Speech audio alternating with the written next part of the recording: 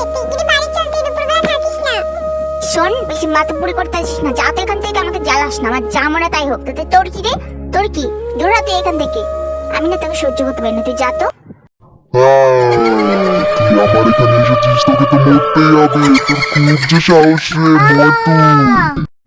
মা, মা, কোথায় গেলে তুমি? বাইরে এসো। আমার সোনা মিনিটা কোথায় গেছে গো?